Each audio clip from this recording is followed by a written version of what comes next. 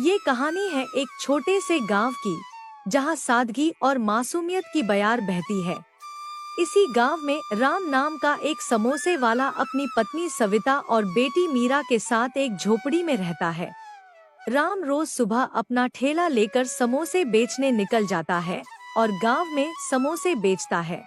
समोसे ले लो, समोसे ले लो, 2 रुपए के गर्मा गर्म समोसे ले लो। आओ भाई आओ, समोसे ले लो, 2 रुपए के गर्मा गर्म समोसे ले लो। राम के समोसे बहुत लजीज थे, जिन्हें लोग दूर दूर से खाने आते थे और राम की ठीक ठाक आमदनी हो जाती थी। अरे राम भाई, आखिर तुम अपने समोसे में ऐसा क्या डालते हो जो ये इतने स्वादिष्ट हो जाते हैं? मैं अपने समोसे में वही चीजें डालता हूँ जो बाकी समोसे वाले डालते हैं। ये सब तो ऊपर वाले की कृपा है जो मेरे समोसे लोगों को ज्यादा पसंद आते हैं। राम की बेटी मीरा की उम्र अब शादी करने की हो गई थी, जिसके कारण उसकी माँ सविता बहुत चिंतित रहती थी। एक दिन वह राम से कहती है, सुनिए, हमारी बेटी मीरा अब बड़ी हो गई है, मुझे उसकी शादी की चिंता होती है। आप जितना कमाते हो वो तो घर के खर्च में ही निकल जाता है, ऐसे में हम कैसे उसकी शादी कर पाएंगे? देखो, निराश ना हो, हमें भगवान पर भरोसा रखना चाहिए। वो सबकी मदद करता है। तुम देखना, एक दिन हमारी मीरा की शादी खूब धूमधाम से होगी। राम के ठेले के बगल में ही राधे नाम का समोसे वाला भी अपना ठेला लगाता था। उसके समोसों का भी स्वाद राम के समोसों जैसा ही था, पर उसके ठेले पर इक्के दुक्के ग्राहक ही आते थे, जिसके कारण वह राम से बहुत ईर्ष्या रखता था। मेरे समोसे भी राम के समोसे जितने ही स्वादिष्ट हैं। मैं भी वही मसाले डालता हूँ जो राम अपने समोसे में डालता है। फिर मेरे ठेले पर ग्राहक क्यों नहीं आते? अब मैं ऐसा क्या करूँ कि मेरे ठेले पर भी ग्राहकों की भीड़ होने लगे? राधे यही सोचकर हमेशा जलन की आग में जलता रहता था। एक दिन वह अपनी पत्नी से कहता है, सीमा, एक चीज बताओ, मुझसे ऐसी क्या गलती हो रही है कि ग्राहक मेरे ठेले पर नहीं आते? तुम्हारी बनाई चटनी में तो कोई कमी नहीं है जिसके कारण लोगों को समोसे अच्छे नहीं लग रहे। देखिए, मेरी बनाई चटनी में कोई कमी नहीं है। सबकी अपनी किस्मत होती है। जिसके भाग्य में जितना मिलना लिखा है उतना ही मिलता है। आप सब्र रखिए, धीरे धीरे आपके ठेले पर भी ग्राहक आने लगेंगे। मैं ये भाग्य और किस्मत जैसी बेकार की चीजों पर विश्वास नहीं रखता। मुझ में इतना सब्र नहीं है। राम का धंधा चौपट करने के लिए मुझे कुछ तो करना ही होगा। एक दिन जब राधे अपने ठेले पर था, उसके खुराफाती दिमाग में एक साजिश आती है। इस गांव में आलू के केवल 2 व्यापारी ही हैं। अगर मैं उनसे सारी आलू खरीद लूं, तो राम के पास तो समोसे बनाने के लिए आलू ही नहीं होगा और शहर से आलू लाने में पूरा दिन बीत जाएगा। इधर मैं अकेले समोसे बनाकर बेचूंगा। राधे अगले दिन सुबह ही सब्जी मंडी जाता है और सारी आलू खरीद लाता है। उधर राम जब सब्जी मंडी जाता है तो वह हैरान रह जाता है। वह देखता है कि मंडी से तो सारी आलू ही गायब है।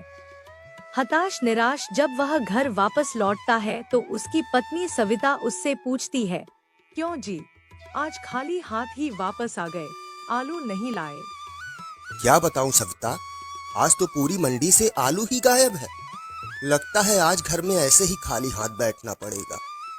उधर राम का ठेला न लगा होने के कारण राधे के ठेले पर समोसे खरीदने वालों की खूब भीड़ थी, जिससे राधे बहुत खुश था। अब देखता हूँ ये राम कैसे समोसे बेचता है। अब अच्छे हो या बुरे, बिकेंगे तो राधे के ही समोसे। ऐसे ही राधे रोज सुबह मंडी जाता और सारी आलू खरीद लाता। उधर कई दिन तक ठेला न लगा पाने के कारण राम की आर्थिक स्थिति बहुत खराब हो गई। उनके पास खाने का राशन तक नहीं था। कुछ करिए जी, ऐसे तो भूखे मरने की नौबत आ जाएगी। अब करूं भी क्या सविता? अपने जीवन में मैंने समोसे बनाने के अलावा और किया ही क्या? अब इस उम्र में कौन सा नया काम सीखूं? अब तो मुझे भूख से ज्यादा बेटी की शादी की चिंता खाए जा रही है। हम उसकी शादी कैसे करेंगे? अचानक सविता को कुछ याद आता है। सुनिए जी, जब आपके पिताजी तालों की खोई चाबियां बनाने का काम करते थे, तो आप भी तो उनके साथ काम पर जाया करते थे। कुछ काम तो आपने भी सीखा होगा। हाँ हाँ, तुमने सही कहा। जब पिताजी तालों की चाबियां बनाते थे तो मैं उनके पास ही बैठता था। कुछ तालों की चाबियां तो मैंने भी बनाई थी। देखिए, गांव में एक भी ताले की खोई चाबी बनाने वाला नहीं है। मैं तो कहती हूँ आप यही काम करें तो बेहतर होगा। ठीक है, मैं कल से ही ये काम शुरू कर देता हूँ। अगली सुबह वह नकली चाबियां बनाने का सामान लेकर बाजार के लिए निकल जाता है। बाजार में वो एक बोर्ड लगाकर बैठ गया। बोर्ड पर लिखा था, यहाँ पर तालों की खोई चाबियां बनाई जाती हैं। चाबियां बनवा लो, चाबियां बनवा लो, अपने ताले की खोई चाबियां बनवा लो। यह सुनकर कुछ लोग राम की दुकान के पास आए।